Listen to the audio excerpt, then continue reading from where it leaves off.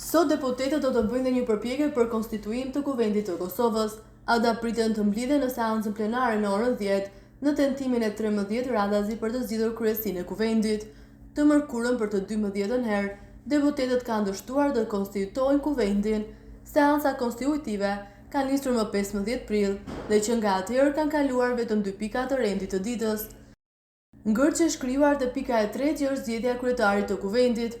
Edhe në seancën e së mërkurës, sikurse në 3 të fundit, lëvizja vetëvendosje ka tentuar që të ndërrojë formën e votimit nga e hapur në të fshehtë, por në mungesë të votave nuk ka arritur të formohet komisioni që duhet të mbikëqyrte këtë proces. Deputetët e PDK-s, LDK-s të AAK-s, Nismë Social-Demokrate dhe Listës Serbe nuk morën pjesë në votim për formimin e komisionit zgjedhor, i cili do të mbikëqyrte procesin e votimit të fshehtë për kryetar të Kuvendit. E pas ndërprerjes së punimeve, përfaqësuesët të dy taroveve politik akuzuan njëri tjetrën për ngërçin.